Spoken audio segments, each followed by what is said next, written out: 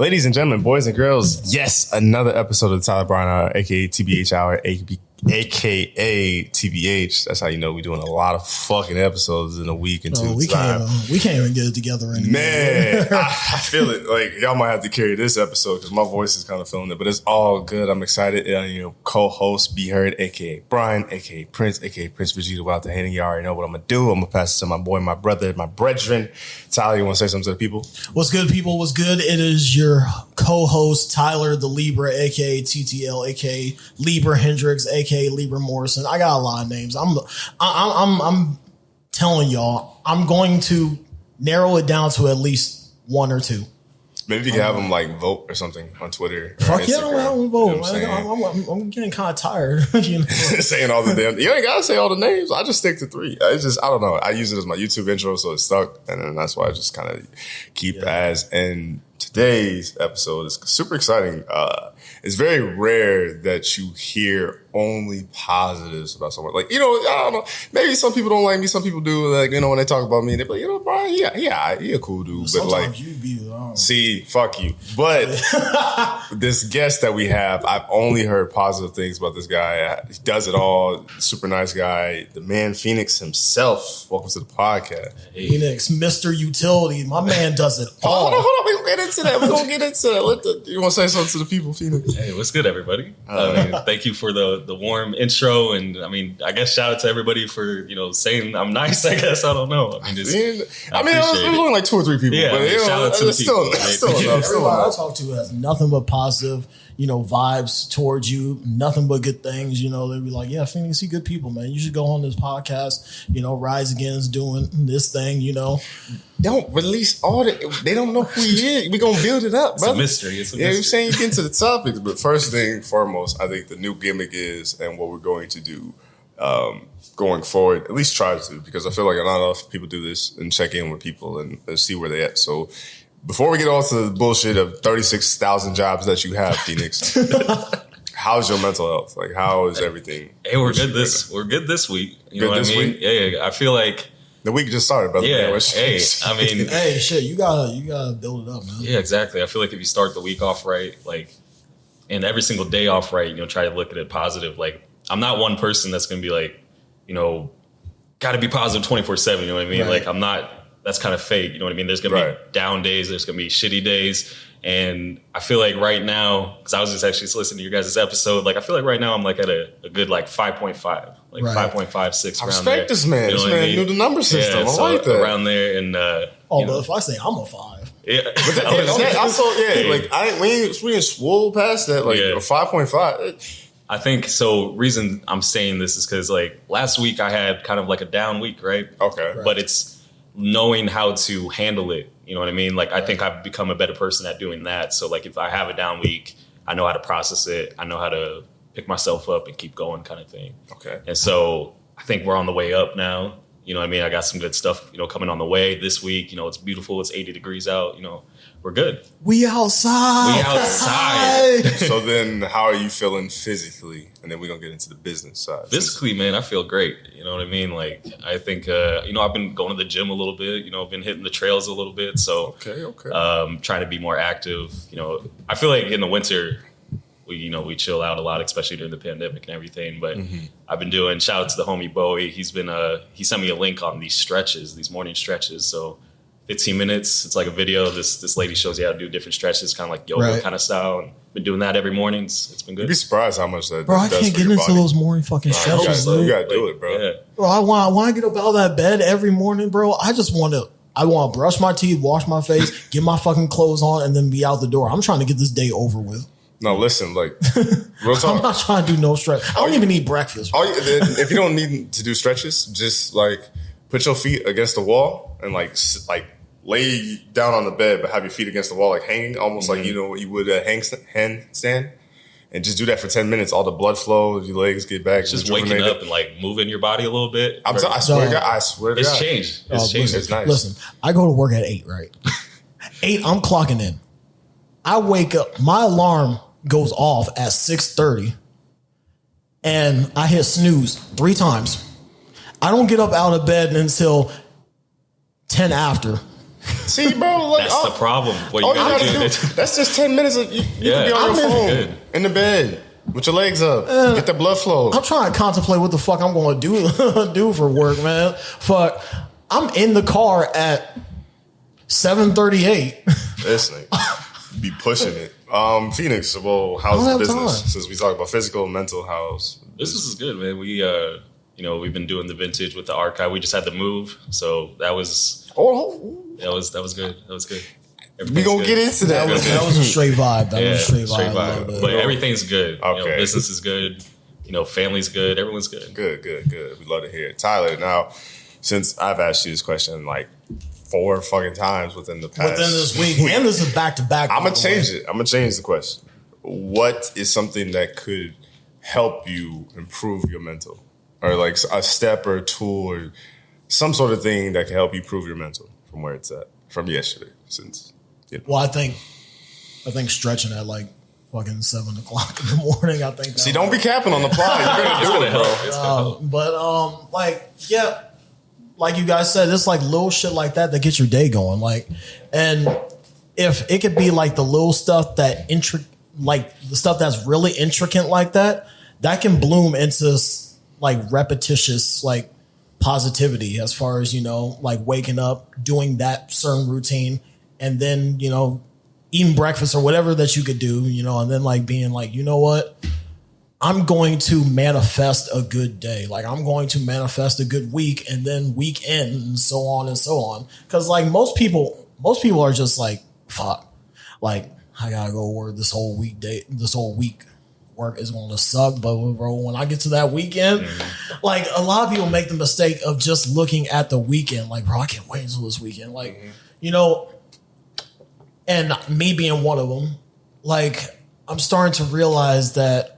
The weekends are cool and all, but at the same time, you got 4 or 5 days in between those. So for anybody to make the best out of those 5 days, out of those 24 hours that you possibly can, it's one of those things that like, you just gotta do, man. You just gotta be able to see that, that there's a shining light in anything and just fucking push through. Whatever that you're going through, just push through it, man.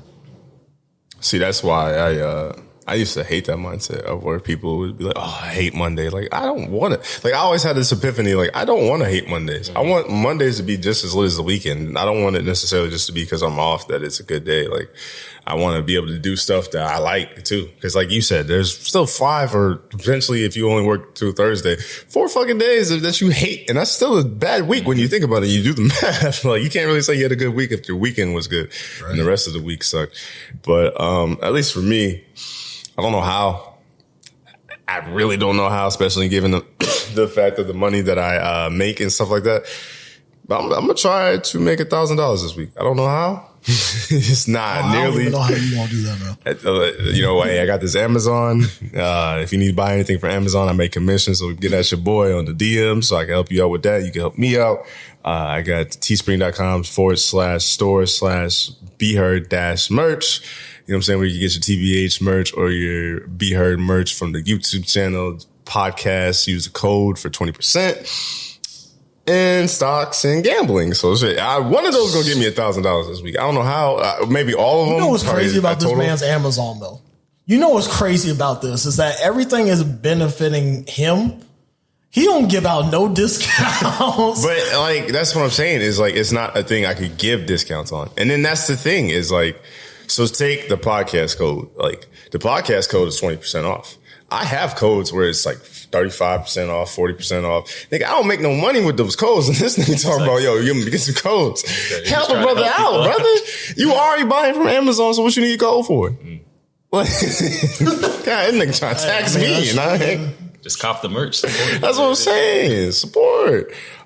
Speaking of merch and things of that nature, Phoenix, you have 50,000 jobs, bro. What do you do? Like, what is Rise Again? Like, can we talk about that? Now, can we get into the business? Yeah, we can get into it. And I do a lot of stuff. I try to keep busy.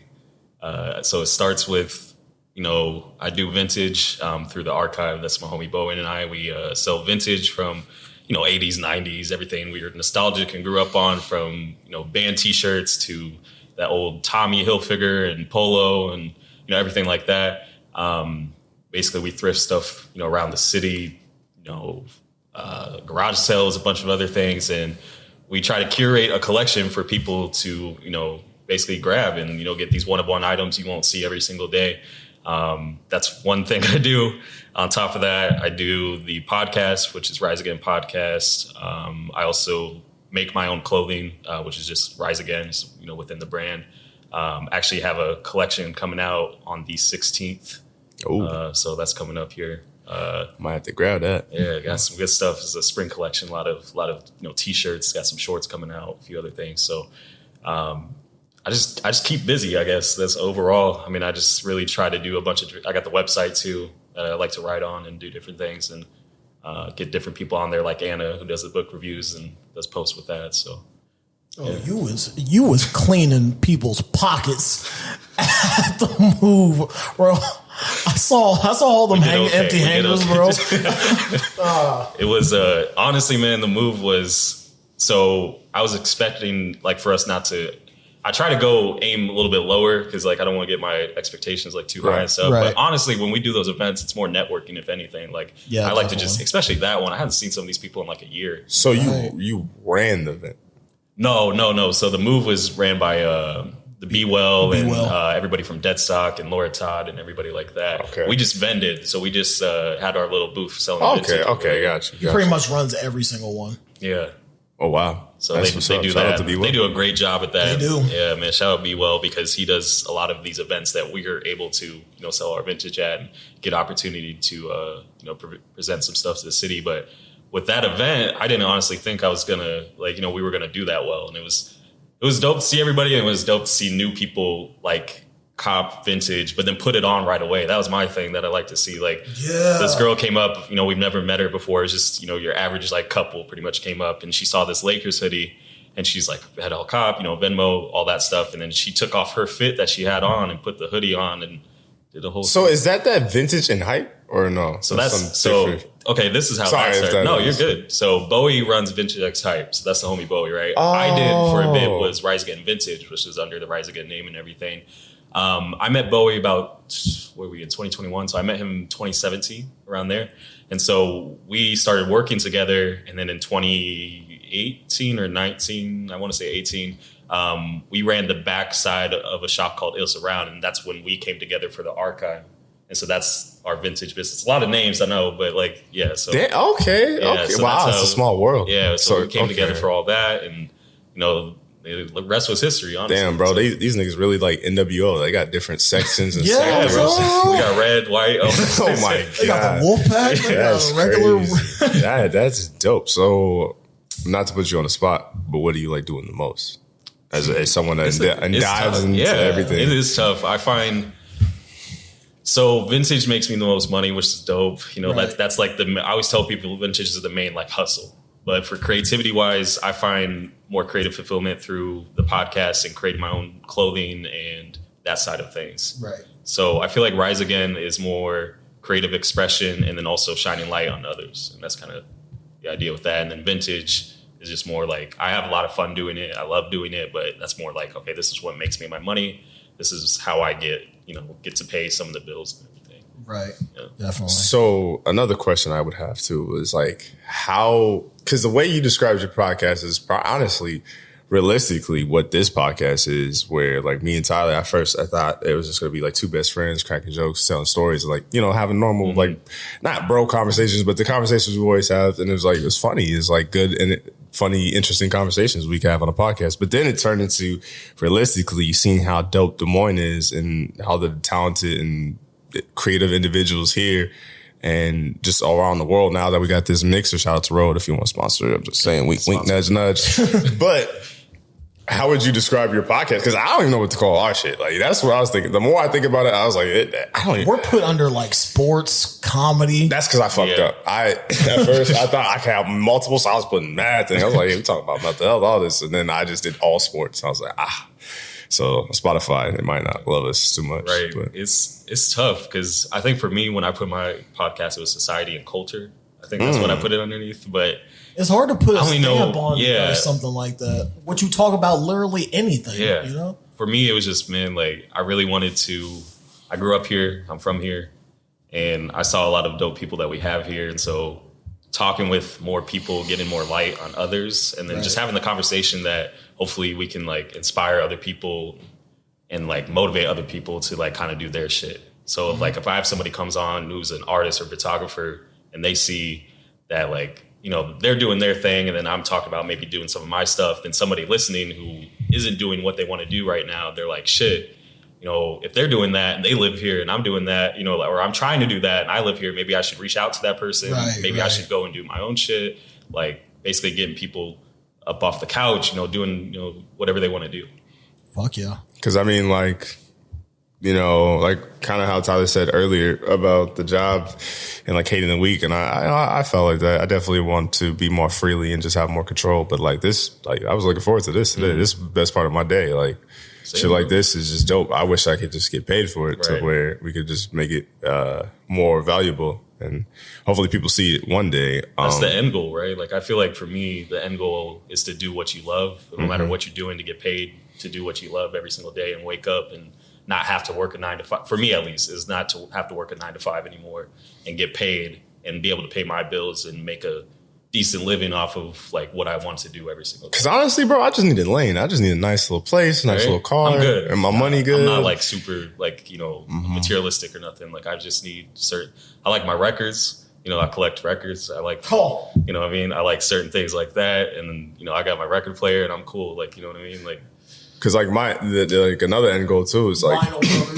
my end goal too is like not only for me to get paid and like I make sure I can use this with my family, but I want Tyler to get paid too. Exactly. And I want it to where if I could hire a designer because I want merch for this, that man could get paid. If Jeremiah, so he was on the podcast, if we go somewhere and like if live podcasts ever become a thing again because of COVID, like I want him to get paid. I want the team, everybody surrounding to get exactly. paid. Yeah. And like whoever believes it's in the team. it. Exactly. Like for me, I have this dream of like waking up and like, you know, doing the shit I love, then, you know, going to dinner and I'm surrounded by like, you know, the friends and family and everybody, not only to support the people who have supported me, but people that went out and did their own thing. And we're just all, you know, cheersing to our success. You know what I mean? Like I want everybody around me to do shit. Yeah, like everybody eating. It's one thing to eat and then like try to put everybody on, but not everybody wants to be on too. Do you actually, so I was reading Kenneth Black little blog post that you had in that little interview. Do you actually use that same podcast audio for that as well? Or is that so that's separate? Yeah. Okay. So through the website, I always wanted to do like writing. Shout out Kenneth. Yeah, shout out Kenneth, man. He actually I think has a drop right now, so go support that. But I've been, you know, really wanting to do like writing. Like I've always been into writing, like doing, you know, writing about shit I care about. And so I wanted to do like a written interview, you know, series called On the Rise, which is pretty much separate from the podcast, but it's still just another way to promote people. And so I'll just come up with a few questions and, you know, send it to them and then they'll answer it and go back kind of thing. And it's just another way to help people out. See, that's the only problem is I love stuff like that, but like, man, I got to work on my writing. I was never really the best writer in school. I love to write, but I would just, like, grammar be fucked up. They'd be like, this and the thing. Mine's not perfect either. For me, like journaling and stuff like that, bro, you never pay attention to how bad your writing is or how difficult it is to write for an extended amount of time until you actually journal your thoughts and put them on fucking paper. And like, I was doing that for like, I need to get back to it. Like I was doing that for like a month and a half straight, you know? And, it's something that like is very therapeutic. It is. And, I really enjoyed it. Like I said, I need to get back to it, but I mean, fuck, man. I looked at my first note, I was like, shit. Honestly, if there was something, this is gonna sound crazy, but fuck it, it's a podcast. If there was something I could take from a female, I would take a female's handwriting. Like some females be having the perfect notes and like journaling, and then they write hella fast, like crazy. And they be keeping up, and not to mention they'd be having the like highlights, and they look all perfect and organized. You can read it. It's like a kindergartner, and like I can't, like, bro, it's horrible, and that's why I'm like, I'll just type it. You know what I mean? That's where I'm at now because I could never have like a handwritten journal go. But what's crazy is I feel like I could learn, like I learn more when I write it down. Like I guess I visualize it, but when I type it, it doesn't really hit the same. And what's crazy too is like, bro, I don't know if y'all, cause y'all, I mean, I guess only high school, right? And then Tyler was only high school too. Bro, you ever write down notes and then look at your shit like, like what the you gotta squint and you gotta look at the shit like you never like, did I write that? I was like, man, that was definitely my struggle. Now you talked about vintage clothing and stuff like that. So can you just talk about that process? You kind of touched on it briefly, but like, you know, you making this a business. So how does one go about looking for the vintage stuff? Because I actually, funny that you mentioned it too. I have a homegirl that works with me. Shout out to Chanel, West Coast. Not that West Coast, but I call her. I call her West Coast because you know, Chanel. So shout out to her. But she's like a thrift queen. She's always going, and like I guess a lot of thrifting places, which I didn't even know, and I wasn't peep to, and I need to go. Like they basically charge by the pound, so it's like how much clothes you can stack up and really have. I have too many damn clothes as it is now, so I really don't have the outfits like that for it. But I want to start doing that. Like, could you explain that to the world? Yeah, it's a tough game out there. I feel like a lot of times when you tell people that you have a business selling vintage, they're like, oh, every single thrift store you go to, you find something, or like, you know, this and that. And like, I'll go sometimes 7 stores and not find shit. And like, I'll go Southside, you know, Ankeny, Johnson, everything, and not find stuff. But it's that one place that makes you want to keep going. Like I found like, I don't know, like a Bob Marley rap tee that I got for $1 and then flipped for like 180. And that was like out of a trip of 10 places. And that's just a one-time, you know, instance kind of thing, you know. But that's almost worth it. That's almost the same how I am with like vinyl collecting. Yeah. Like if I could find just like a Pink Floyd The Wall album, I can flip it. Are you? Yeah, I can flip it. I mean, you wouldn't though. That's what I'm saying. You're more collective. That's why I buy. That's why if I can, I find 2 copies. One smart. Where I can, one you can keep and one you can. Yeah, that's smart. And that's why like fuck. I go through ZZZ, Vinyl Cup, Marbs. Fuck, what else? JCD and Hobby. I go through like fucking 5 different record shops just to find one. Yeah, it's tough. It's crazy. And then even the thrift stores out here, they have some, but not like a bunch. And like for me with vinyl, I collect hip hop mostly. So I had a lot of single LPs from like the 90s, and I just sold a bunch. And bro, I'm so fucking sad about it. But I just sold a bunch to the homie, and like I had like just a Shadow Boxing and De La Soul, Potholes in My Lawn single LP. Do you like collecting the the 45s? Yeah. Like I like those. But even the other ones, like just normal, like was it the 33 and a half or whatever? Like, so those ones. And like I need to get into that. I need to start collecting 45s. But like fuck, there's just a lot of vinyl out there. Like I had, I found a couple Motown ones. Yeah, that were like Smokey Robinson and stuff like that. Temptations. That like I was like, I'll come back to it, and I never really get back to it.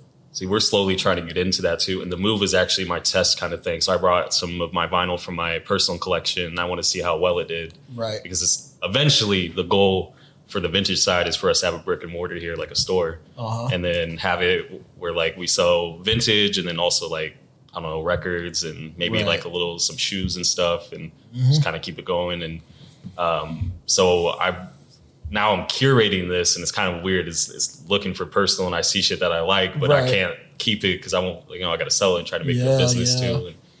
And the hardest part with that too would probably be location, because like I kind of played around with the idea. Obviously, this is like after successful year or something like that. But I would love to get like a little office space to create a little studio for all this stuff. That would be a nice goal. But that's obviously down the line. It's always tough. Yeah. Especially with location too.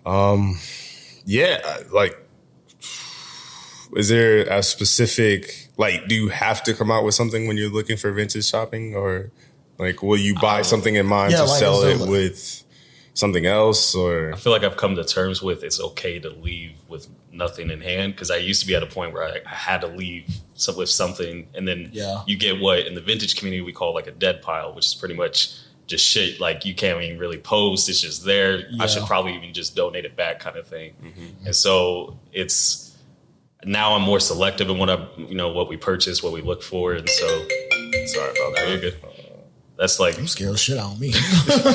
That's what we were trying to look for, but you were talking about like the by the pound like vintage, and that's only one place, and that's like the bins, which is what we call the bins. It's the Goodwill outlet, and you go and it's by the pound, and it's like $1.29 per pound for clothing usually over there. But that's even changed, and that's the other thing with vintage is like I've been doing this for a long time, and even in high school and stuff, like I used to rock vintage clothing, right? Because one, we were poor as shit growing up, so like we had to do what we had to do, right? Definitely. And so I tried to make my outfits, look fly from the thrift store, and so I would do like vintage Nike and all this other stuff, and it's crazy because now that's what everyone's looking for. So thrift stores are seeing it and they're putting the prices up. So you go to Salvation Army, you'll find like, a windbreaker that's like now $15 or $20, like normal, these higher prices. And it's kind of getting weird, like now trying to thrift and, I run a business off of it too. Right. And then the pandemic hit and that was another thing. People stopped taking donations. So that was the other hard part is because you didn't get the new shit. Yeah. Well, because also like COVID, I mean, I don't know if it could really exist on clothes, but someone touching the clothes and then just living in someone's house and all that stuff, like it wouldn't be germ-filled. Dang, that was a good question that I had about thrifting, and I kind of just sidetracked it. Maybe it'll come back to me. Hopefully it does. But what are some of your favorite clothing brands? And like, do you take inspiration from those and with your stuff or? That's tough. I mean, for me, definitely the hundreds with like Bobby Hundreds and stuff. I don't know if you rock with him. Okay. It's like streetwear. And that's what my main influence is like streetwear. And that's why I grew up like was like, I don't know, the hundreds, Stussy, like Obey, like that era of kind of stuff. So, Obey, yeah. Everybody used to rock Obey. Everybody used to rock. I used to have the leather jackets. The fucking See, I still fuck with that shit, but like, this nigga is a terrible friend sometimes because this nigga get on my top talk about, oh, you look like you work at Zoomies and shit. Anytime I wear something that it's fine probably came out of Zoomies. You just got to get the stuff that wasn't in Zoomies. That's the issue is because when Zoomies came out and when everyone found out about Zoomies, I feel like it was around high school or like maybe middle school for us. Yeah, and that was when it was big. Yeah. Everybody, you go to the mall and you'd see the same people at the mall and then you'd go to school and everyone would be rocking the same shit. I'm like, man, like. You're like, man, I was just about to buy that, man, but I saw you online. You were getting it. That's how it went. So it's trying to find, I don't know, I've always been into, I grew up with a lot of older people too that are around me. So like, I grew up with usually people that were 4 years ahead of me. So like I found out about a lot of different things that I didn't know about, like that maybe our age didn't know, and like music and shit. And so I got into, I remember Supreme like really early on, like, and I couldn't get any of it, but I knew about it. And that's what's like, the influences through that. But for me with my clothing, like I want every single drop to be something different, like the one I just did, which was like just my original logo with the Stay Climbing on the back. Like I want all my clothing to like represent like a message behind it. So like when you're wearing it, it's not just you're wearing like merch or like whatever. It's more like a community based around it. So when you're wearing it, it's like wearing the message behind it. So with the clothing that I try to provide, like I want the influence of streetwear, but with the message behind it that would carry. If that makes sense. I don't know. But, no, I get it. Yeah, so I don't know. I guess Bobby Hundreds is definitely a big influence because I just think where they have gone, like him and Ben, where they have gone to, and then where they're at now. Like they started, not even knowing how to screen print and do all this shit, to now they're, a $1 million company doing amazing things. And that's all you really want too. Now with your collections, is there a chance that they could recycle, or is it just that's it? That's tough. I've thought about it because technically I dropped in October, which was the original like hoodies, and I did some t-shirts and shit. And then in January, I had a lot of people asking. So I was like, well, let me drop some hoodies since it's cold outside. Let me do a couple different colors. And that's what wrapped my first collection. The second collection will not have stairs on it. It will not have anything with that. Right.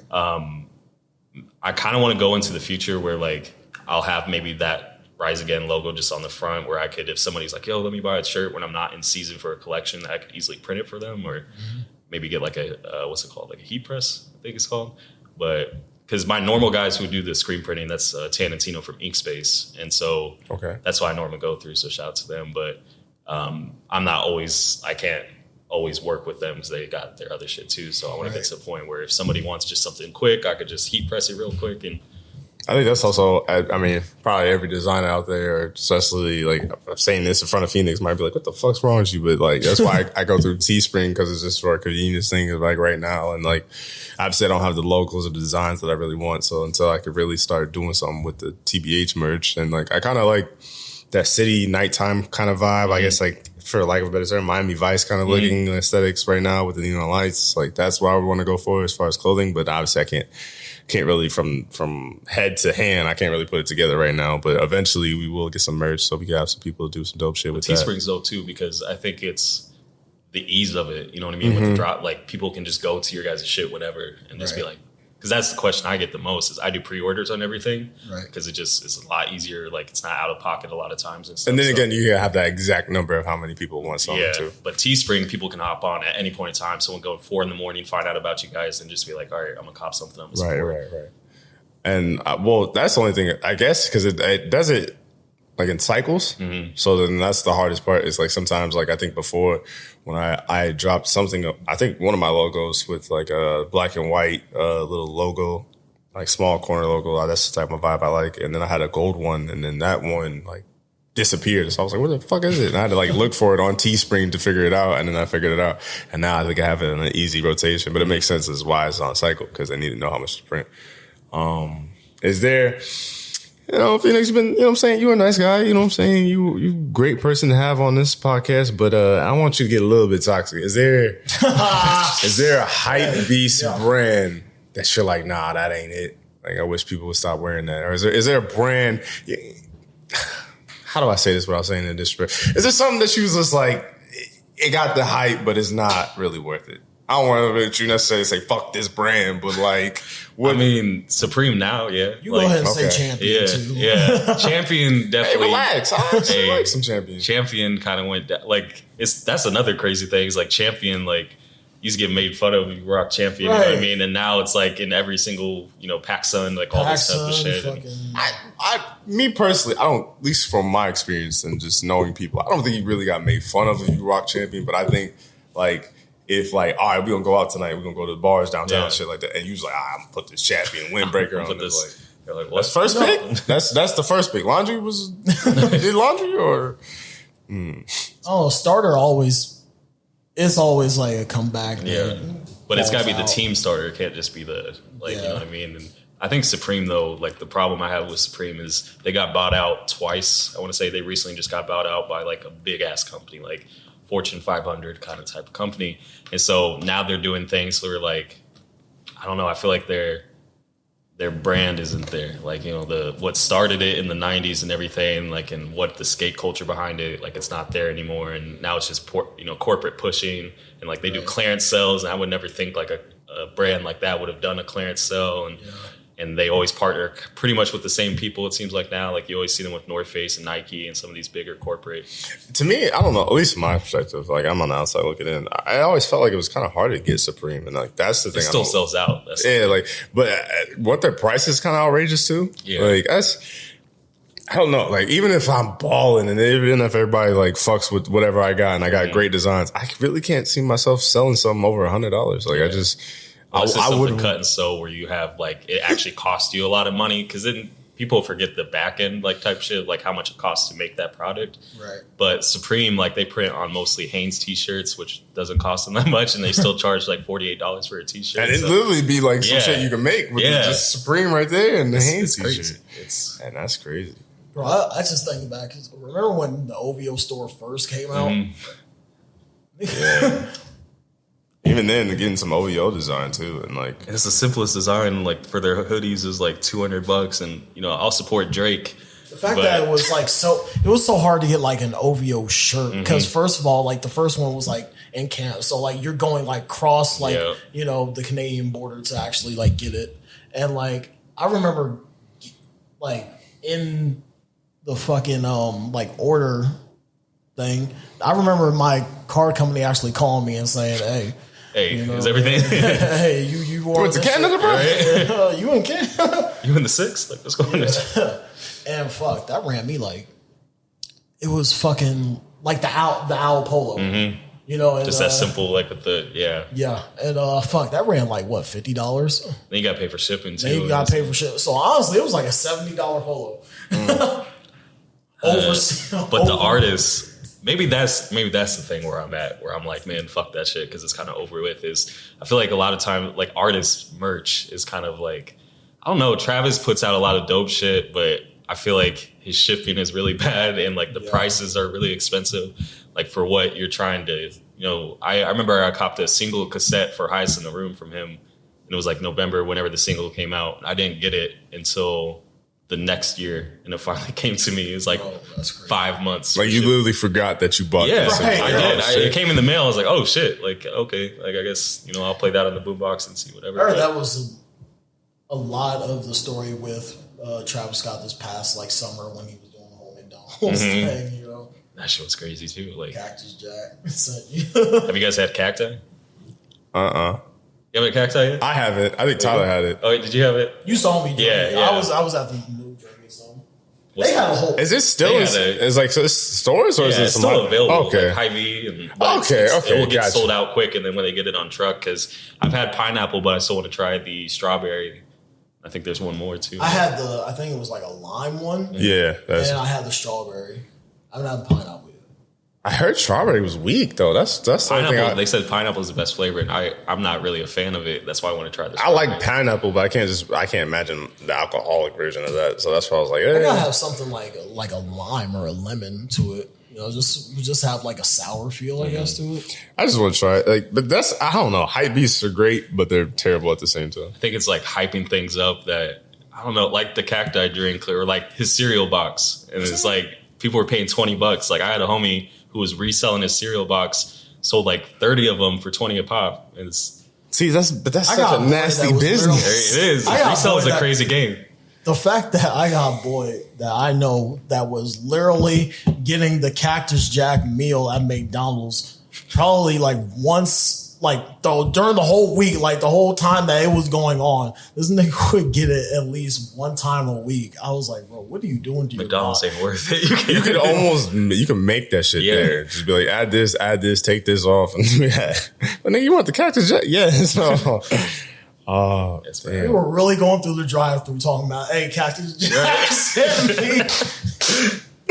I'm like, bro, pull up. Just pull up. I don't want to talk. Oh, actually, I remember what I was going to ask you is like, do you sell any of the vintage items like on eBay and things like that? Too? Oh yeah, so because that's the market too. Yeah, because we had the shop for a bit and we closed it last year because of COVID. Because it was, just a bunch of, we were closed for 3 months. So, obviously bills add up and stuff. And so the guys at Illis decided to close and we were a part of that. And we were like, you know what, that's cool. So at that point, that was in June of 2020. And so we were like, what do we do now? We were so used to just putting our shit up and having people come through and support. And so we started through Depop, and Depop's been really good for us. And it's kind of like a vintage Instagram in a way, because everything's square format. You sell it like the okay. I think because don't you have one too? What? You got Depop? Or what do you have? You have some link in your bio. That's like some sort of app. That's my Visco. Okay. Yeah, there's that shit look just like it. It's bro, I haven't been on my Visco in probably like a good year and a half. Honestly, I don't even know what I got on there left. Have you tried Facebook selling too? I don't know. Facebook always. Facebook's that shit looks sketch. It's a sketch. I've done it because I used to flip random stuff. Yeah, yeah. It's just the meetups that's kind of annoying because I used to sell electronics. I'd flip electronics and stuff, and I would do that and meet up with people, and it'd be like everyday random people, and they'd look at like I sold an Apple TV on there. They're like, I don't know about this. Like, can I go test it? I'm like, we're at a gas station right now. Where are we gonna go and test this at? And I don't know. I've always been selling though. I've always been trying to flip or do something. So I think vintage is a good part for that. Yeah, like that's the only thing. It's like I never. And they be all on the south side too. Yeah, it's always on the south side. It's nice for me because I live on there. But I'm like, my to go meetup spot is Fleur Hy-Vee or the gas station. Right, you gotta go somewhere, hey, bro. Yep. You gotta sit right where the camera is too, because they're gonna see this. Meet me on Floor Drive. Right. So even though it's under construction for like 12 years. Yeah, it's always on. It's still going. Dude, those two. It's either Floor Drive or it's the Locust Bridge. Mm-hmm. Those two motherfucking spots are literally under construction 365 days. I just don't get what they're doing. That's my being on that, because there's Fleur that's always, and I live right by the golf course, and they do the Principal Charity Classic. So you'll have the Florida construction, you have the Charity Classic going on. So watchers and parks, shit up. They be rebuilding it, tearing shit up. What are you doing? Like close off half the lane, open it back up, tear it up. I tweeted, bro. I was like, I felt Drake when he was saying, missed the potholes or whatever the fuck it was from What's Next. Like, right. Watch out for them potholes. It's the truth. Like, damn, man. Like, and I don't even know what the fuck they've been doing on the Locust Bridge. Like, ever since the old Y got demolished, they've been fucking with that bridge since then. And it's been like, what, 6 years since the old Y got demolished? Something like that? I miss the old Y. I do, man. I got some good-ass memories in that old Y, man. I haven't been to the new Y, have you? I haven't stepped foot in that motherfucker yet. I used to hoop, so I would hoop from time to time and stuff, and I hooped at Archie Brooks a lot. Go to 4 Mile once in a while, and then downtown Y a lot. Bro, it was a historic landmark. Everybody was there. Because first of all, you got the court down here, and then on top you could run around that bitch, and then like if you go back like a little ways, there's like another like boxing part of like on top like the stairway. I was like, damn, man. You go swimming there. Swimming there too. There was a tennis court. I don't know. Now everyone's at Aspen now, I think. Nah, I was cool. I wasn't there. I was cool with Aspen and things like that. Aspen? That's where I used to go. That's far. Especially on the south side. Yeah, I was all the way on the north side going to Aspen, but that's where my dad went. Low key, the Aspen on the south side is the only one that I've seen that's decent. I never even been to the one on the south side. Like I didn't even know they. Nigga, don't you live on the south? Yeah, I know. Never? I didn't go. Well, they used to hoop too. Like I remember that. I used to go there on Thursdays and they used to hoop. I need to find a 24-hour gym that's indoors that you can hoop in. Man, if anyone knows. That would be hard to find in Iowa, I think. I'm sure there's That's the problem. It's because I want to find... I'm so busy that like I get... Like when I want to actually do some shit, it's like 10 p.m. and I work out at night usually. Late. And so if I'm going to do anything, it's like... I want to find a place where I could hoop at like 9 or 10. Because I would still do... I hoop in the summer at like Brody or like random places. Like, okay. Just do stuff. I don't know if I've ever been to Brody, but... another topic that I want to talk about, since we already kind of reiterated that you have that podcast with Rising Again, with Phoenix. What are some things you hate about podcasting? Obviously, we're going to talk about what things you love about podcasting, but I could think of a few things I could like hate, I guess, or grind my gears. Yeah. Because at least with me, honestly, I want the ASMR sound. Like, I want that soothing sound. Like, you just, like, listen, like, everybody's voice sounds immaculate. You're like, oh, this is like, you really want to listen to what the fuck we got to say. And that's the hardest part about the podcast. It's like, because obviously we had, like, those mics over there, then we had this mixer now, and then we had it to where we don't have one mic, and we was in this room, and it was hella echoey, and it's just like, there's so many things you have to worry about and factor in when you listen to a podcast, and you want it to sound great. And that's like the hardest part for me. It's the setup, honestly. It's like I like the during, but like the setup is kind of tough because like for me, the setup of like wanting your audio to sound good. Then on top of that, the scheduling behind it, like people's schedules will change or this and that. And I'm a very like, I don't know, like I like to schedule shit kind of. And so I'll hit up the day before to make sure like, yo, like we good, like or whatever. And there'll be some times where like no one will reach back and I'm just like, damn, like it's still going to happen? Like, I don't know. And then I don't hear from them overnight. I'm like, all right, I guess it's not happening. And it's like an hour before and I already have other shit planned. And it's like, oh, we're still on, right? And I'm like, damn, I don't know. But no, that's why I usually try to check in that day just to know like what's going on. Because like we had one a week or two ago where we were like, all right, we're set. It was our boy Abu. Shout out to Abu, if he's still alive. If you seen him, please contact us. If you seen him, put this nigga on Milk Box or something. That nigga owe me an episode. Actually, owe me two because we supposed to have one his too that same week. Which do you have a podcast now? He does like a Facebook show. I don't know if it's necessarily a podcast, but Sama, right? Yeah, I grew up with Gerald. Okay, all right. I grew up in East 22nd, so I was always on Cyril Street and Lay Street. And everything like that, so. Damn, hold on, don't give up your whole spot on the podcast. We do not know who listens to this, but yeah, those are good people. Those good people, and then that's what you said. The hardest part is scheduling. Yeah, you gotta make sure that everything works for everybody. You know what I mean? Like everyone has shit going on, so it's kind of tough to like schedule, things, like see what works. And then the timing between it, because everyone's got busy schedules. So I'll get asked a lot like, oh, how long are your podcasts typically? I'm like, I don't really set a time. So it's kind of you know, it's just whenever it ends. I mean, I can try to put it into this certain amount of time if we can, but yeah, it's tough. But that's the thing is like, yeah, you don't want to. That's why I try to come up with topics. I don't really try to come up with questions. I might try to come up with questions on the fly, but I want it to be organic, so it sounds like a natural conversation. Because I hate a interview, especially like, I don't know if you had this happen, but like I've definitely talked to some people, and then like just in life in general, and I don't know, maybe I have on the podcast too. But you ask them a question, they're like, "Oh, it was great."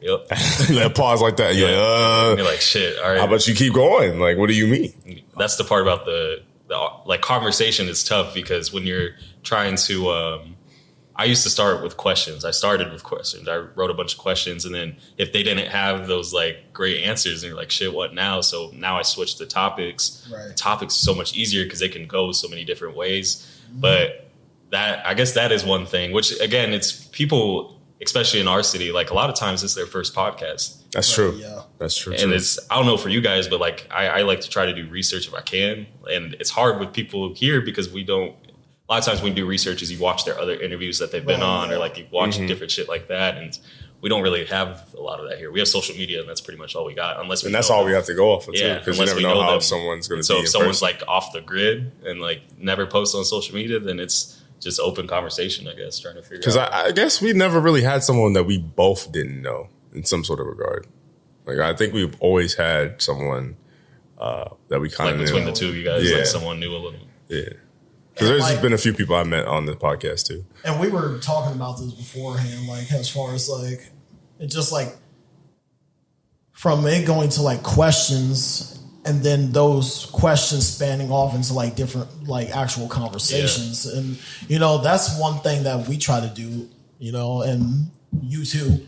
Like, it's just like you find things that like, I guess like you would like both are like you and the talker like are like connected to, and you just go off that. We try to go off that as much as possible, and then that spans into like 30 minutes or so, 20 minutes or whatever.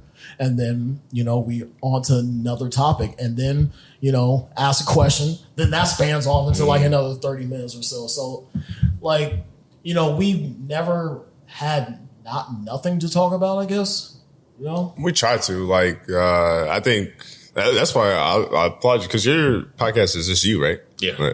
Which, you know, I would love to do a solo podcast, but that's a hard dynamic because it's like you got to both be engaged and talking. And that's honestly why, I mean, there's some people that like kind of gripe on me and Tyler's dynamic, but I think we got a good one. I feel like, I guess you could call, I don't want to be, but you call me like the structure, the go this way, and then where Tyler might veer off and go another way. But I think that's an interesting dynamic because we might get somewhere we have a dope ass vintage clothing topic, and then Tyler talks about Fluid Drive being under construction for like 10, 15 minutes. And I'm like, I don't know what the fuck, how we get here, but it works. But it's the feed off each other that I think you guys do well. It's like feeding off each other. And like, yeah, when you're hearing like a conversation or you watch like a video or something, and you could tell that you guys have known each other like a while too. Because I think it's just like the open like conversation and like knowing each other. But then even like when you meet somebody the first time and like you know how to talk with them and you find those like similarities. And a lot of the people I've had on my podcast, I don't really know like too well. Like for the most part, like I've met people that I've became friends with, like Alan Clark, Loyalty Love. Alan, like that was somebody I knew a little bit, but not until I had him on a podcast where we talked. And then after there, like now we're homies and we know each other and shit. And then you got people that like, I've had Bowie on my podcast. I've had Neek, and like I know them. And like that's a little shout bit. Out to Neek. Man. Yeah, shout out to Neek. And that's like one of the, you know, his podcast too. Like I got to go on his, and that's like one of the first people that I knew of that had like a podcast here. And it's like dope to see people. That's the other thing. Like so many people are out here with their own podcast now.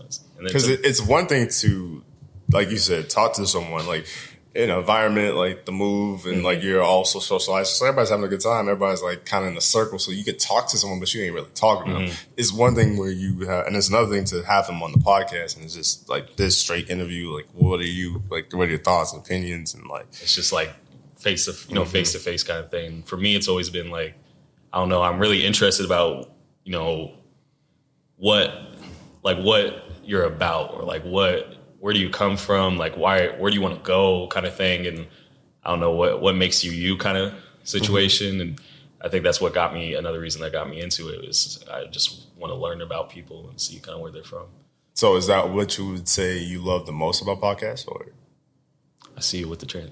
Hey, man. I ain't been in this. I ain't been in this game a long time. This ain't the first podcast we done. I ain't been in this game a long time, but I be working, man. I'm trying to let people know. I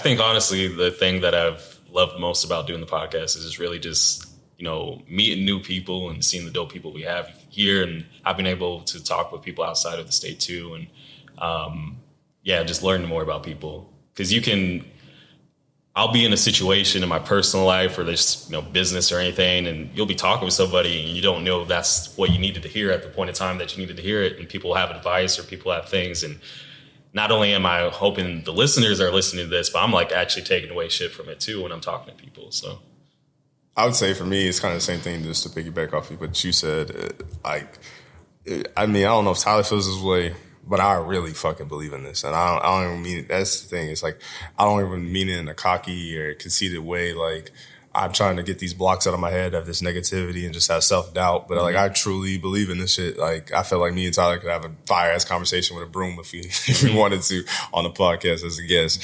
And then that's the thing. It's like, a broom, what the hell are you talking about? But like, but that's the thing. It's like me saying a broom. Now imagine a dope-ass guest like Phoenix. Imagine a dope-ass guest like Jeremiah. Imagine a dope-ass guest like Smug or Anna or any of the other guests that we always had. Like, that's the thing. It's like we have people who are already dope, and it's just almost with me, I feel like Tyler set the screen, I go off the roll, and whoever the third person is, we just lay it up and they just catch it and dunk it. And like, that's literally the easiest thing of the podcast game for me.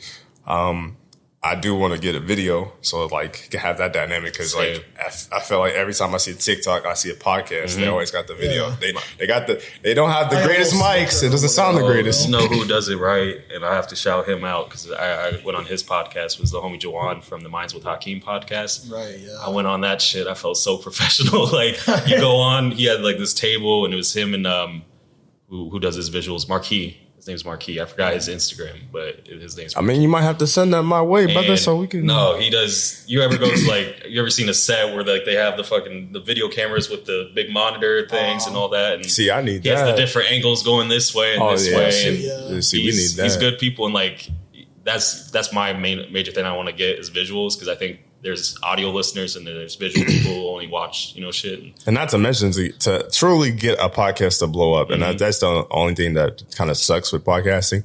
It's not going to blow up off of this. I hope the episode does well, and I hope people will tell it. And like, I think you'll promote it well. And I think we'll promote it well. And I'm, obviously put it on my YouTube, but the way it's going to go viral is like, if you have a funny clip or something interesting that somebody's saying, and they're like, oh, I fuck with that. I think people like Joe Rogan, how he used to have his clips channel just for clips for these 5-10 minutes, because not everybody wants to sit down and watch a whole hour, but some people have time for just the 5 minute, and you can't really clip audio, for in a way you can, but it's kind of hard to post it.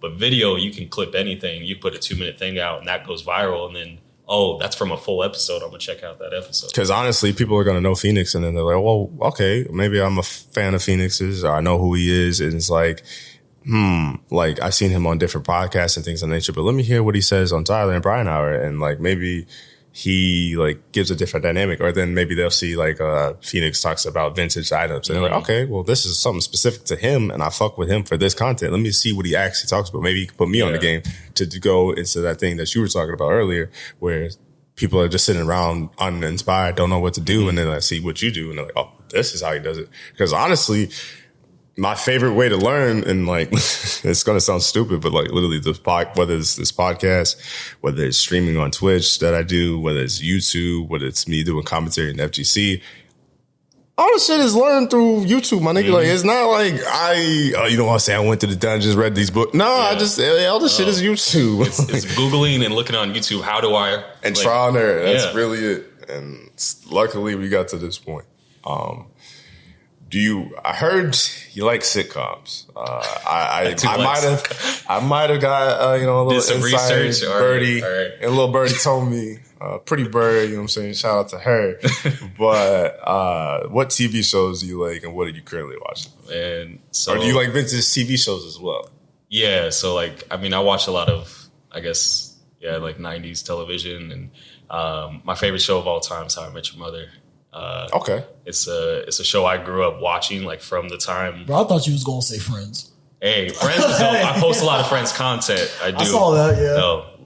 Friends got some merch. Have you seen Living Oh. Single? Because I mean, it says. Fuck yeah. Okay, so I used to love Living Single. bro, I'm a sitcom person. Have you ever seen Living Color? Yeah. Yep. Yeah, man. So sitcoms for me it's a special place in my heart because I always was big into comedy and just watching a lot of that shit. So Right. How I Met Your Mother for me was I watched it from the first episode, like live every single Monday at 7:00. I watched it from there on. And so I talk about it a lot. Friends is definitely one. Scrubs, Seinfeld a little bit. See, I can never Fresh Prince. Fresh Prince is a must. It's a must. That's a cult. Martin, it's Martin, Fresh Prince, and I'm not even gonna put Jamie Foxx in there, but I might. he had a good show though. It was good. He had a good run. He had a good run. Wayne's Bros. You remember the Wayne's Bros? Wayne's Bros too. That was another I don't even think it was on that long, but I mean obviously I watched it after it was live, and so for me when I watched it, it was on I think MTV2 or something, and so I watched it on there. Another show that was like a sitcom pretty much, but Everybody Hates Chris. Yep. I watched that live growing up. That was on UPN, I think. So I used to watch that. And see, I never had UPN, so I never watched on the antenna. If you tweaked it enough and did a whole thing, you could get it. Yeah. And so I feel like UPN was on cable, but I think it was I don't know how I got it. But I think it was like one on the borderline channels that was like how one of those like basic cable channels. Yeah, because how the only reason I know about UPN is because WWE SmackDown used to come on UPN. Yep. And they would do this thing where like they would show UPN shows at like late night, like 11:00. So that's how I always watch my SmackDown. It's like 11:00 at night. I feel like Scrubs was on UPN too. Like I feel like a lot of those type of channels was. I ain't gonna lie, SmackDown was getting tossed around like a hoe. Like they was. I'm not gonna lie. They went from Thursday, then they went to Tuesday night SmackDown, Friday. then they went to Friday night SmackDown. I remember when it was on NBC. And for like a really short time, and again, it was on at like 1:00 in the morning at night, and that's when I watched it. Was like at night because I grew up watching wrestling, so like I was big into that and everything. And I remember even Raw when it was on like Spike TV, and I used to have to go over to I think it was my friend Alex's place or something to go watch Spike TV Monday Night Raw or what was it TNN? Fucking Monday Night Raw because it was on TNN before it was on fucking Spike. Yeah. I think actually it switched over to Spike. I think it's still the same network. But anyway, yeah. Fucking all those, man. All those. What was your favorite wrestler? Don't say Undertaker. No. Don't say John Cena. Don't say Randy Orton. Wait, what's wrong with this? What's wrong with those? Hold on. You like Goldberg. I'm not trying to hear it. Whoa, hold up. Hold the fuck up. You like Goldberg, nigga. I'm not trying to hear that. I'm a WCW guy. I fuck with WCW.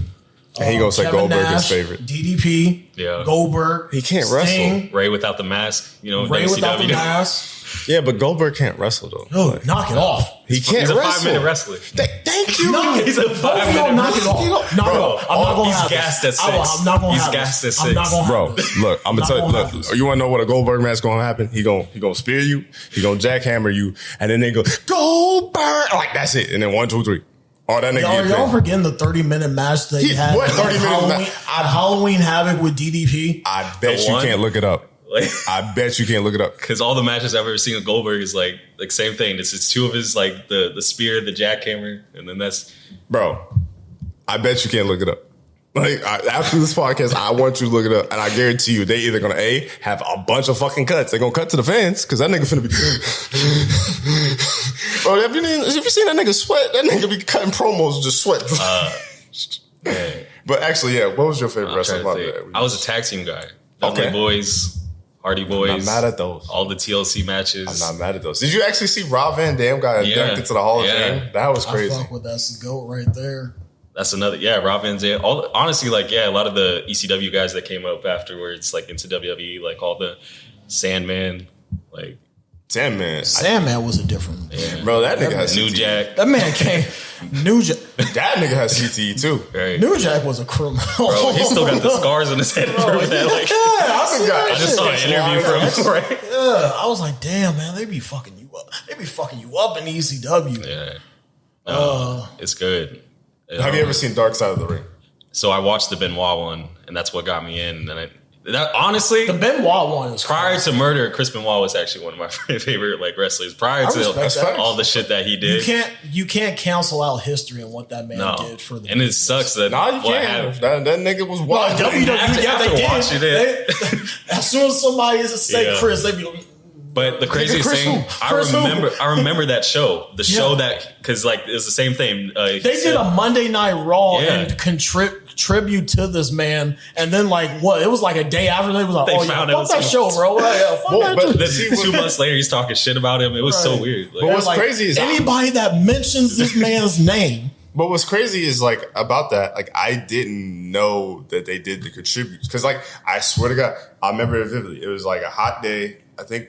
It was in the summer. Yeah, I was great. Okay, it was in the summer. Man. I was at my homie's house. Shout out to Jory. I was at that nigga's house and we was chilling. It was, wrong. And then they just had all black. It was all black down. It was just like, yo, we decided to inform you that there will not be a Monday Night Raw tonight because Benoit has passed. So it's his family. We just like, hey, yo, what? Chris Benoit now?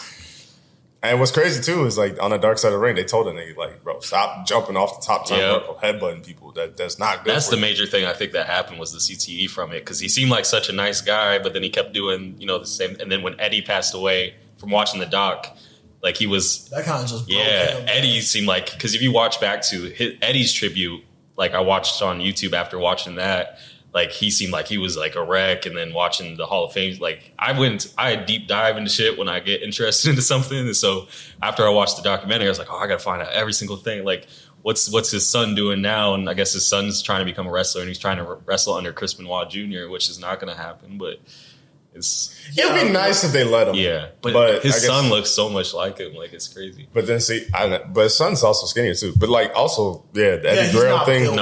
The Eddie Guerrero thing, fucking that was another steroids, concussions, and then he was probably. I don't want to say the relationship was toxic because it's two people, but you never know. They were probably just doing steroids together. They're brothers kind of thing, and that's really unfortunate. That's a sad way. Wrestling's a crazy I don't know. So I grew up with it, and then I fell out in like high school because no one was watching it. So I'm like, well, who the fuck's gonna watch it with me, kind of thing. So I fell out for like a good 4 years. And then I started watching a little bit like now, and so I keep up if I can. But now I get so busy I can't even like watch it anymore. Really, I think around when Sheamus started coming in, I was like, all right. they put the belt on this man.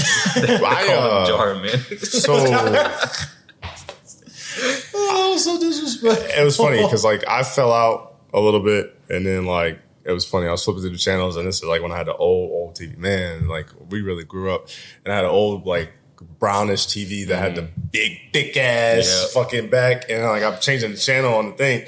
I was like, you know what? Let me watch some Raw today, and sure enough, the Raw that I watched that just got me back into wrestling for a little bit was Edge and Lita's live sex celebration. I'm like young and impressionable. I think that was like 06. I'm like, let me see what this is about. That was a move. I was like, let me see what this is about. And low key, I liked Edge's character. Right. Edge was dope.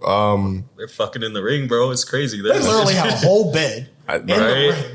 Like 06 was a wild Imagine bringing your kid to Raw that night, thinking it's just gonna be like a normal wrestling. Yeah, wrestling. Them niggas was wild. It was different back then. They had bra and panties matches. It was to go on wrestling. And shout out to Dark Side of the Ring. I love them. I need a season 3. So season 3 is coming out. It should be like next. So you keep saying it should be, but I don't have an official date. Yeah. I need a date, bro. Need the official. They were talking about the trailer being sometime in May. So. Because I need to look that up. I still need to watch a lot of them. So they're all good too, and I'm waiting. I recommend you watching the Bruiser Brody ones. Yeah, I've heard that's a good one too. Yeah. So, but what I wanted to say is, who would you want to see on the dark side of the ring? Like, is there any wrestler that you would want to see? Have they done one on Shawn yet? Shawn would be a good one. I don't know if he's going to do one. Well, his past is so like because people know like. Now he's like very Christian, very like, but back then in the 90s and 80s, he was a fucking asshole, drank and like did all this. So I'd like to know what was going on in like that past kind of shit. And what's crazy too is like Shawn broke his fucking back. Like he was at the pinnacle of this career almost and got hurt and somehow still managed to save what was left of his career, which is crazy too. But that's probably what like That's probably why Shawn Michaels is still here today, because he broke his back, so he probably became a little bit more humble and things of that nature. Did you guys watch the Undertaker's the story he did, like the 24 hours? I think no, like well, it was live, right? Yeah, right. Yeah, I watched some of them. I didn't watch all of them. It made me feel really old, like watching it, because like we grew up with Undertaker, and it's like watching him like fall to his knees after his match and shit. And that's the problem now is like I'll flip it on once in a while, and like I've really past few months like fallen out of it, because I used to watch it like not 3 hours. I would just YouTube highlights. That's how I kind of kept up with it. But now it's like, man, everybody I watch is gone, and it's like I don't know. And, well, they don't do a good job of building people up. They keep trying to bring like Goldberg, Undertaker. Yeah. They bring a lot of like older guys back, and it's like, well, okay. Here's a question for you, WWE. Who the fuck are you going to bring back like 10 years from now when I'm older? Yeah. You're not going to bring back Dolph Ziggler. I don't give a fuck about Dolph Ziggler. At least he's a legend and stuff like that. Don't disrespect Dolph Ziggler. Bro, you're not popping for Dolph Ziggler in 10 years. You're not turning WWE and like, oh, Dolph Ziggler back? No. The Dolph? I was fucking with Zack Ryder. Yeah, when he won the U.S. title, bro, I was lit. Get out, bro. They literally made a storyline where John Cena fucked his bitch and his nigga was hurt. Right. So I'm not trying to hear that. It's bad. Bro, didn't this man have a belt too? He had like a internet championship. He was his own belt. champion. It's bad. That man said, I see what Stone Cold was doing with his smoking belt. Yeah. I see what John Cena was doing with suspending belt, bro. I'm gonna do my internet. No, but that's belt. the thing though, is like they were actually belts. This nigga did it before he won the United States. So Vince was like, nigga, what the fuck is that? Bro, y'all ain't bringing props? What's you doing? Just got his own. I did not sign off on this belt, I think he might have changed the United States after he won it, but that was his own little thing. He said, you bring I'm the internet champ. Nah, cut that nigga mic. Hey, knock it off, bro. Have you guys seen the thing that's competing with WWE now? The let's say AEW. Yeah, AEW looks good. Was the All Elite Wrestling? Yeah, it's like I've seen a couple of them. It's cool. Like, they got good wrestlers. They I feel like it's more adult driven, like their demographic of what they're trying to reach. Because they do like barbed wire matches and like random crazy shit. If you actually want to watch good wrestling, I would say AEW got it right now. Up Down plays it. That's why I saw it. Because they have who do they have? Cody Rhodes has been doing his thing. Cody Rhodes is there. I think his brother's still there. Jericho is still there. Jericho's still there. Kenny Omega came from New Japan. He's a good ass wrestler. Not to mention that Christian Cage. I didn't think he was that good. No, he's one of the best. I swear. There was a match until I saw. Yeah, they got what's his name in WWE was Dean Ambrose, but now he's there too. I forgot about Dean. Yeah. He's really good. He's killing it too. Like they got the Good Brothers. They have some really good wrestlers. But there is a thing. Shout out to Grim. Grim told me about it. One of my online homies. He was telling me that Chris Jericho's going to do Stone Cold's podcast. He is. Chris Jericho's on AEW. Yeah. So I got to watch that because everybody and their mama thinks, oh, they finna, Chris Jericho, AEW, WWE. I don't know. Vince got a lot of ego. I just want to see them mention the name AEW. On that too. That's just. And I'm kind of curious to see if he's going to ever even ask him. Or are they just only going to talk about the past and things of that nature. So we'll see. Hopefully, I feel like Vince likes to play it safe a lot in that way. So it's not even that. He's just egotistical. He thinks that. Honestly, he thinks WWE fans are stupid. That's why you get some of the dumbass storylines that you get. That's why you get the simple things and simple characters. He thinks because he thinks that if you're a wrestling fan, era has been where it's at for like literally for probably like 10 years now. True. There's good matches, but there's not really good characters. It really just depends on the fans, of course. The writing's bad. That's what and that too. The conversation is like when people have like. When you tell people you watch wrestling a lot, it's like, that's fake, right? It's like, well, no shit, I know it's fake. Right. Like, you know what I mean? But it's more the writing behind it that you're into, or the storytelling of like what's going on. And not to mention. And then you only have like fucking Cena, who was pretty much the Hulk of that entire generation. Well, I mean, he's been out for a few years. Yeah.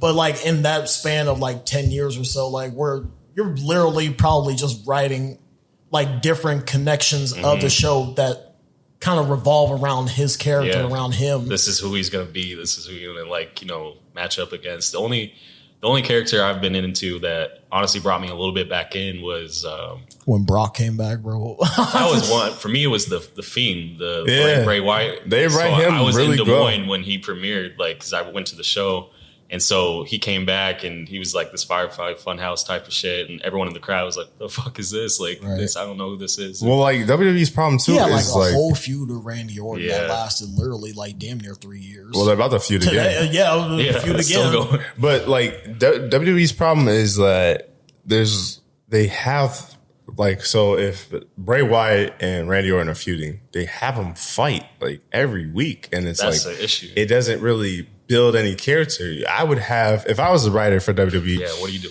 I would have them fight like maybe some jobber guys that you're not using. Because there's so many niggas on WWE roster that you're like, oh, they're cool as fuck. I fuck with this character. But then WWE makes you forget about this nigga. Like, oh, damn, you still wrestling? Have him like get squashed, honestly. Have him do something and get fucked up, and then have like maybe Randy Orton interfere in Bray Wyatt's match. And then that's when you could build more segments and stuff like that, so you could plan it organically, so that way we kind of honestly forget about it. So when Bray Wyatt and Randy Orton fight each other at the pay-per-view, it actually matters. And stop naming the pay-per-views after every goddamn gimmick. Like name the pay-per-view like Elimination Chamber. Yeah. They have, like, I wonder what's gonna be. I miss the the old pay-per-view names so much when we had stuff like No Way Out. We had Vengeance and shit. Yeah. We had fucking what my favorite one.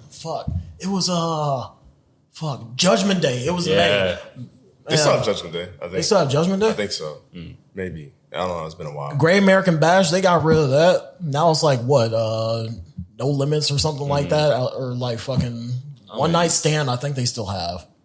No, they don't have that. They don't have that anymore. No. Well, like I think they do Extreme Rules now. They kind of tied it into TLC. Yeah. TLC and like all this. It's shit. just all gimmick match names that like they do, and it's just be a little. Well, more one thing I do like is they like just got lazy. I think as far as one thing I do like is like NXT. NXT is a really good WWE product. They're utilizing some of the old names like Halloween Havoc, Battle at the Bay. Like they're using some of the WCW, which I'm not mad at. And like another thing that's refreshing about NXT is like, niggas could have a feud, but they're not even on this week's episode. So like you're building other characters and you're making me force this storyline.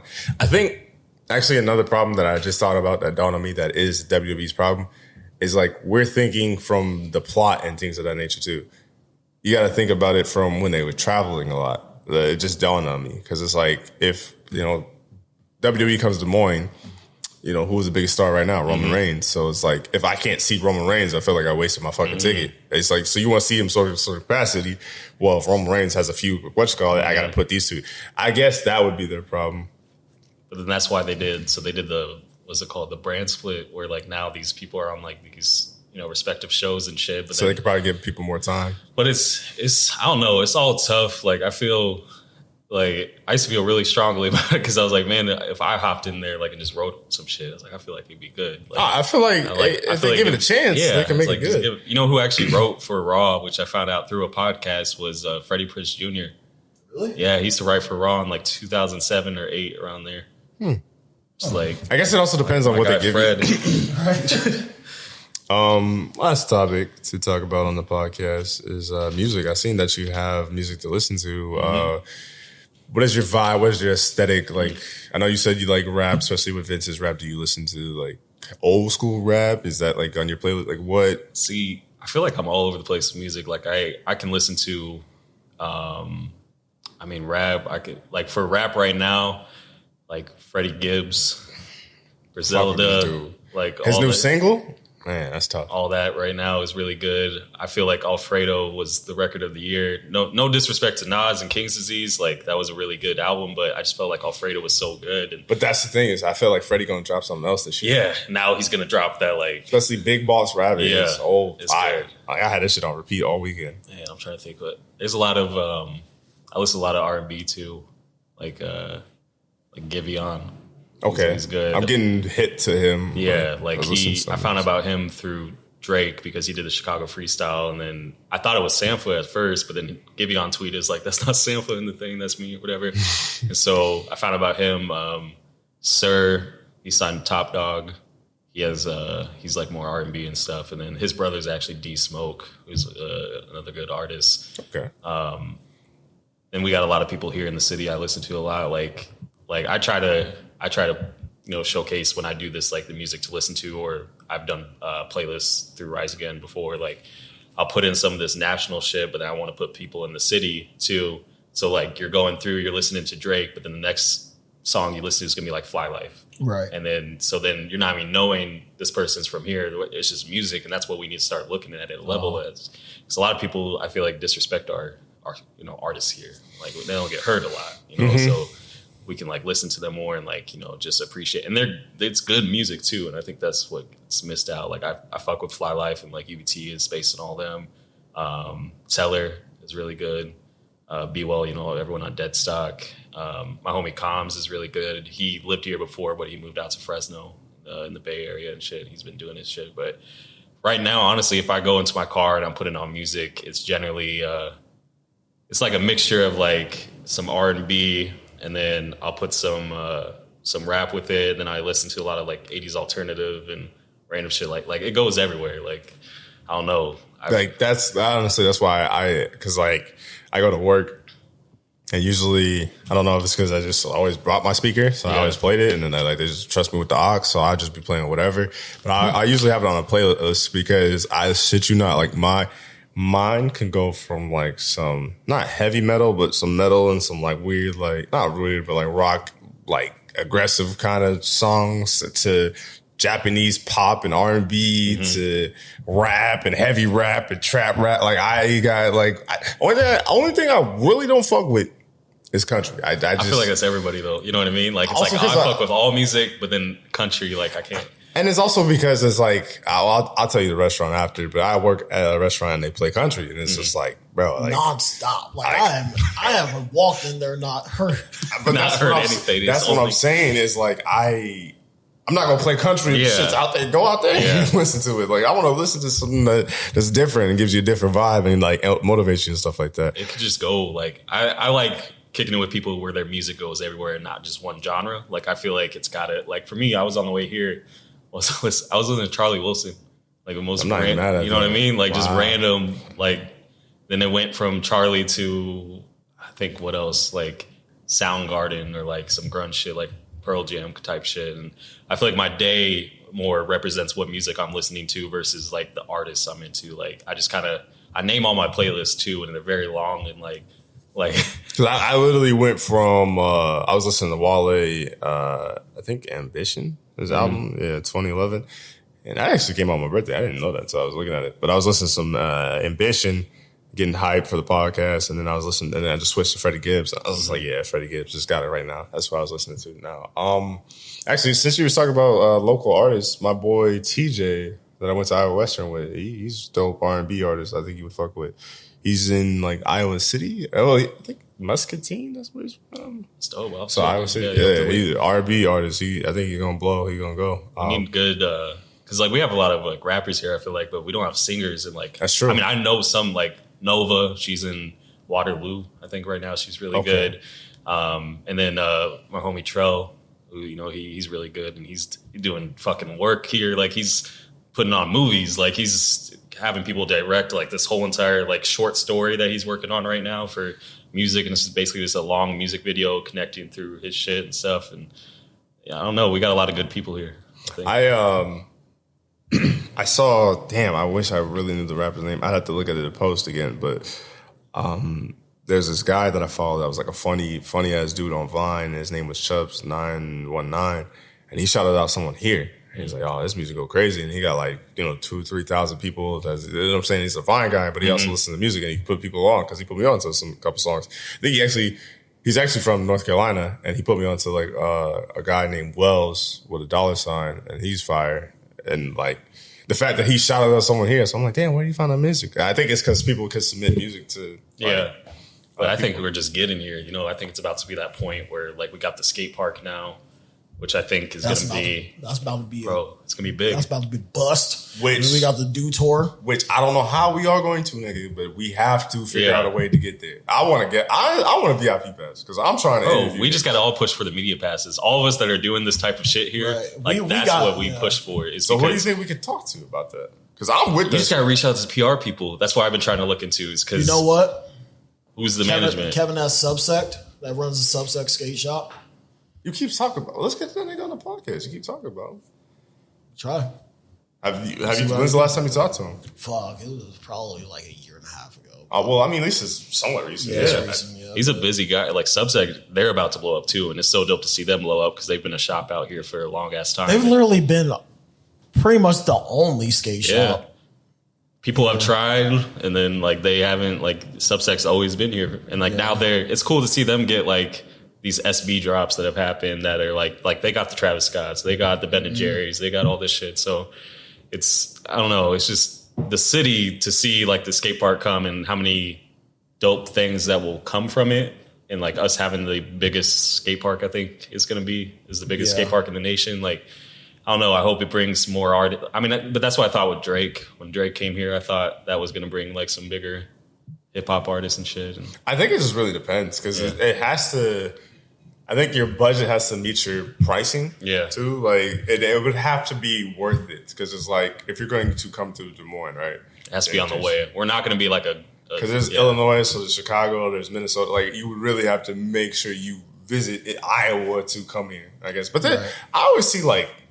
I want to say like maybe like Waterloo and like that side of the town and like sometimes Iowa City, they get a lot of love too. They get a lot of rappers. I think the last big artist that I've known that came into Iowa probably like maybe pre-pandemic, after was probably T-Pain. I guess he was somewhere over there on the east side of Iowa. But when's Sada Baby coming? That was 27th. Yeah, that was fuck. What's his name? Pooh Shiesty? Is he supposed to come here? Yeah, to Valère. Valère we got the baby before we get people before they blow up. Well, we get people. I think we get people right as they're about to like take off. They're simmering. You know what I mean? Like we got Travis. I went to that show in 2017 when it was Birds Sings. What is it? I can't remember. Birds Sings. Birds in the Sing McNabb. Yeah, we about to get crucified. Right? They're like some Travis fans gonna come up. What the fuck? Like, hey, yo, motherfuckers, dislike. Boy, I can't remember, but I went to that. I heard the baby concert was that good though, because he was late. Yeah, he was probably late. He hit somebody, like he fucked up somebody that night. Bro, that might be one of the few rappers that talk about what he really did. Yeah, he does it. Like, shout out to the baby. Like, shout out to him. No issues. So I don't want no problems. Right? I think he's just trying, but that's actually one of my goals is to try to get those media passes for like. I think us as like the media in a way, like. You know, all these other bigger cities probably get it, right? Mm-hmm. So it's like, why not? Why can't we? Why can't we be the people that cover these things? To go back to the Do Tour, right? Like, I feel like I don't know if someone does anything for Subsec. I feel like somebody's going to do something for that if they do. I feel like it has to tie in. If they do, but then that's what I'm saying. It's like outside of Subsec, outside of the Des Moines Register, who's really going to cover that shit and like cover that shit that's from here? There's a difference too. And like I know someone who works for the Register and he's a really good guy, but there's covering. That was another reason why I wanted to start shit too, is because I feel like a lot of times, like the news, and there's nothing against the news, we all watch it and shit, but they'll give people who are within the art culture or different things these fluff pieces where they're like 60 seconds, and it's like, look what this person's doing this Saturday, and then you'll never hear from them again. It's not on their website. It's nowhere to be heard. Like, I wanted to be one of the people that would try to like cover the real shit, you know what I mean? Like what's going on in the city and what's going on in the art culture or just culture in general. So I think if we could all like build on that and like really try to get we deserve it, man. We do a lot of good shit. You know, I don't know like whose podcast we really reach out to, but I think that's another thing is if we hop on other people's podcasts and just. I mean, you guys are always you can hop on. Well, I know you guys are supposed to have episodes. If he gonna get his own episode, I want my own episode. That's what I was looking for. That's why I did it that way. I was like, and then you guys come together, and we're gonna do a podcast. I have plans. Okay, all right, my bad. I was gonna speak it in existence, but if you already had this plan, it's already there. We just have to talk. We all have. And the thing about it is like both of us have like a separate story as far as like individuals as far as creativity goes. So But I guess if we were to talk about the TBH, I'd have to give all the credit to Tyler because I was like, I guess I always wanted to do this because like whether I was like when I was trying to be a stand-up comedian in Arizona or whether with streaming and me talking into the mic and like the radio, I tried radio 7 times, got like denied all 7 times. Tyler's the one that just kind of came up to me. He was like, "Yo, like, what if we just do a podcast?" I was just like, "What?" And it's like, "All right, fuck it, let's try it." And then. Pretty much, it was all on him, really. At least starting it off. Phoenix, I think you've been an amazing guest. You have an amazing story. Is there anything you want to use this time for to shout out, promote? talk about? The floor is yours to close out the podcast. First of all, appreciate you guys for having me on. I definitely appreciate it. I don't know when this is dropping, but it's gonna drop today. Okay. Usually, yeah, he's good about that. I don't play around. All right. I don't play around. I'll get backlogged, and no episodes will be out for like a month. I'll make this exclusive. Then it'll be on here because I haven't announced it through mine yet. I'm doing the next collection for the clothing is April 16th. That's going to run through the 30th of April, I want to say. But it drops on the 16th, which is a Friday. I'm doing T-shirts. I'm doing shorts, tote bag, socks. It's going to be like a full collection this time. Can you say the prices for those or no?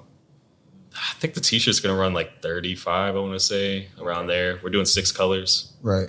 6 different colors. I can't remember the totes and stuff, but you'll see it all on riseagain.create.com, like, when that drops, and I'll be promoting it throughout the week as well. Vintage, you can always check out the Archive IA on Instagram. Check out our Depop. Check out the website, riseagain.create.com. Got a bunch of different, just promotion of the city. Like I said, Anna does an amazing job doing book reviews on there and like her posts. Just trying to put on a bunch of people, man. Right. And one thing that you guys started with, I think is important too. Just check on your people, see how everyone's doing. Fuck yeah. And that's kind of been my thing that has been like going on recently. It's just, I'm a real advocate now for mental health and like how people, are and being able to reach out to anybody that needs help, anybody that needs just a listen, just an ear, and for them to, be able to feel comfortable with me, listening, or like for them to talk to me about stuff like that. And, things can be touchy, sometimes you don't know who to really trust as far as your emotions go and stuff like that. So like, I don't judge. I try to give everybody the benefit of the doubt, and, I'm basically there for anybody that needs me. And it's something that like I kind of need for myself. Too, just to, be a more understanding, be a more listening person for me. So I get a thrill out of hearing anybody's story, and I try to, give my advice the best way that I can. That's all I do. I'm trying to. I feel it though. And people are great, and I think people are beautiful, and we all go through shit. So we can all help out and just, checking on each other and reach out to each other. And the more we reach out, the more other people are going to reach out to, it builds like a fucking community of people just really checking in on each other and being good with each other. And right.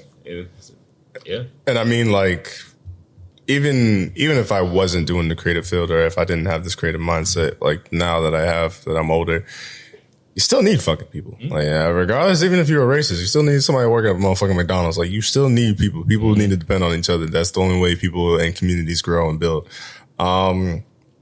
Only thing I wanted to say is I'm looking forward to even more podcasts. Now we got Phoenix, probably gonna link up, try to do something with him and grow that. And just, I want to get more people on the podcast. I don't know who we're going to have Friday. I'm trying to shoot a podcast Friday. I don't think I would shoot one Sunday though, because it is WrestleMania, and like that's something that I do. Whoa! I forgot about this. That's something I do. 2 nights, Saturday, Sunday. So that's why. Also, I need to rest my voice. I've been talking too damn much. I need to shut the fuck up. But I usually watch that with my uncle. Especially with him like losing his daughter a few years ago. That's like a nice little bonding thing that I try to tap in and make sure he's straight and check to him. I do want to get the boy Parker on Monday. He's been going crazy with the video edits and stuff like that. Parker. Especially that'd be my first time meeting him. But like the UNI Pro Day, it was crazy. Like I ain't gonna lie, I'm trying Kakashi shit and like learn and use it in my YouTube videos if I can. Friday, I'm trying to get Shorty on. I'm trying to get Madison. I might speak to him and listens. I don't know if it's gonna happen, but we'll see with that. And then, next Friday, excuse me, and then. This upcoming Friday, I want to do a call podcast. I don't know who I can get. I got a couple options. It really just depends if people reach out.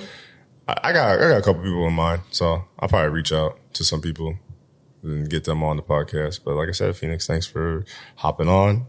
They're smooth. The utility creator. Smooth, you know what I'm saying? Hour 30. Tool. You know how Phoenix just show up, bro. Like, it just, you know what I'm saying? Like, Phoenix is literally utility players. This man's a utility creator. This man like that TikTok. I'm like, what? You need that? I could take you there. Yeah. Or he might know somebody that knows somebody that knows somebody that knows somebody about it. Like, that's who this person is. But I love you guys. I don't know when the YouTube episode will be. Probably Thursday. I'll shoot for that. But, you know, I got to do some gameplay videos. I'm hungry as hell. Me too. But love you guys. Until next time. Bye. Bye.